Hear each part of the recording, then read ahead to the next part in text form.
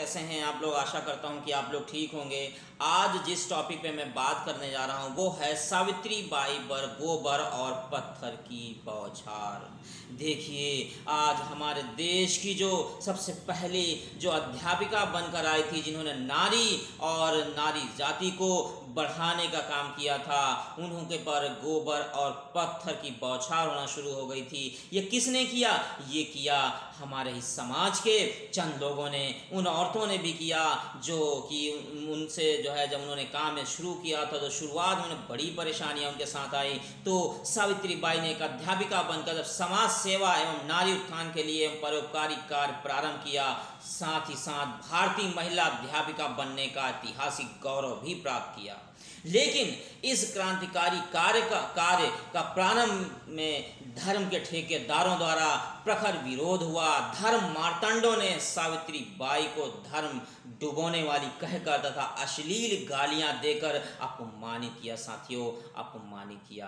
कितना देखिए, कितना एक जो है एक लेडीज यानी एक औरत कितना जो है दर्द है, यानी कितना परेशानी से गुजर रही हैं, लेकिन उन्होंने जो है इस चीज से कभी भी हार नहीं मानी और लगातार वो काम करती रहीं। यहाँ पे हमें एक मोटिवेशन मिलता है। मोटिवेशन ये मिलता है कि उन पर पत्थर और गालियाँ और तमाम की तमाम चीज़ें उन पर हुई, यानी उन पर लोगों ने बहुत ताने भी कसे, लेकिन उन्होंने हार नहीं मानी और जिसके कारण वो जो है क्या हुआ, आगे समाज में उन्होंने नाम रोशन किया और अपने समाज को और गैर समाज को भी बढ़ाने का काम किया। साथियों, बढ़ाने का काम किया। तो महात्मा ज्योतिबा फुले को इस परोपकारी कार्य के बदले में सवर्ण समाज का प्रबल विरोध सहना पड़ा। घोर समाजवादी धर्म मार्तंडों ने धर्म तो रक्षा के नाम पर रास्ते से गुजरते समय सावित्री बाई पत्थर और गोबर फेंककर उन्हें समाज सेवा के कार्य से विचलित करने का भरपूर प्रयास किया। साथियों, भरपूर प्रयास किया।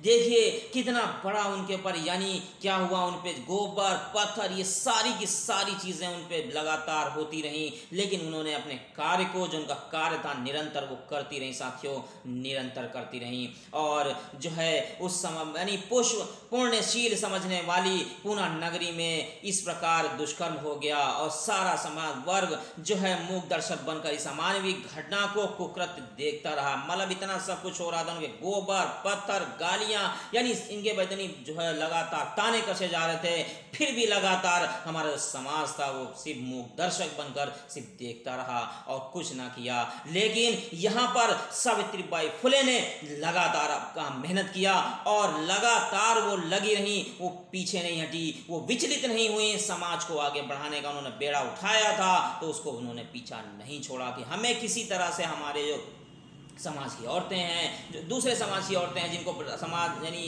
कुछ धर्म के ठेकेदारों ने ये कह दिया कि औरत नहीं पढ़ सकती है, इन सब चीज़ों को उन्होंने ख़त्म करने के लिए लगातार प्रयास किया। साथियों, लगातार प्रयास किया।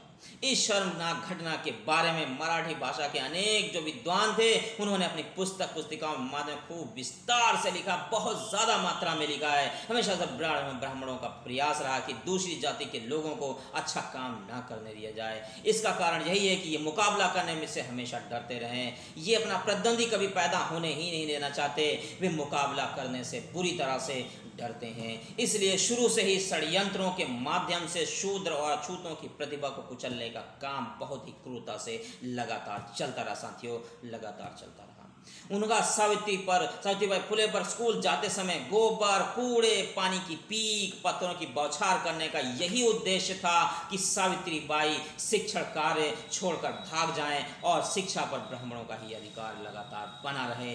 एक बार स्कूल जाते समय एक कट्टर सनातनी ब्राह्मणी सावित्री बाई के बीच रास्ते में आकर खड़ी हो जाती है और उस ब्राह्मण यानी खड़ा हो जाता है, यानी जो ब्राह्मणी ने धमकी दी, या तुम लड़कियों को और महान मांग लड़कों को पढ़ाना बंद नहीं करोगे तो तुम्हारी इज्जत नहीं बचेगी। कितनी बड़ी बात साथियों कही, कितनी बड़ी बात कही। फिर भी देखिए कितनी हिम्मत थी उनमें, कितनी हिम्मत थी हमारी जो है सावित्री बाई फुले यानी हमारी जो जो कह सकते हैं जो हमारे समाज की औरतों को पढ़ाने का काम किया, उनमें कितनी हिम्मत थी, उन्होंने हिम्मत नहीं हारी। इतनी बड़ी बात लोगों ने कही, बीच रात से इस बार तक कई व्यक्तियों ने देखा, परंतु वे उस बदमाश का यानी विरोध करने के बजाय केवल तमाशा देखते रहे।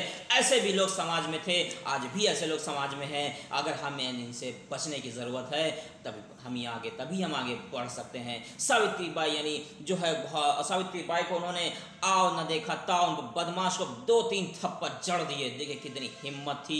आज हमें और अपने घर में जो हमारे घर में जो औरतें हैं, उन्हें ऐसी हिम्मत हमें दिलानी होगी, तभी हम आगे बढ़ सकते हैं।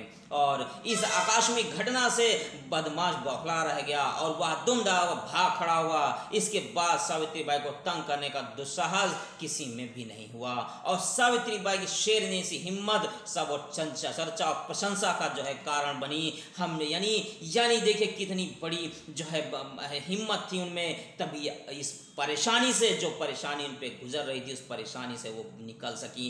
कौन सी थी बात? वो परेशानी वाली जो बात थी उन पे, यानी लोग उन पे गोबर, पत्थर और जो है गालियां, ताने, यहाँ तक कि उनका रास्ता रोक कर उन्हें धमकी देना, इस तरह के भी लगातार प्रयास कर रहे थे। लोग लगातार प्रयास कर रहे थे, लेकिन क्या उन्होंने जो है हिम्मत कभी नहीं हारी और वो आगे लगातार बढ़ती रही साथियों, लगातार बढ़ती रही साथियों। इस चीज़ को, अगर ये वीडियो आपको अच्छा लगे तो इस वीडियो को ज़्यादा से ज़्यादा शेयर करें और लाइक करें, और अगर हमारे चैनल पर नए हों तो हमारे चैनल को सब्सक्राइब करें।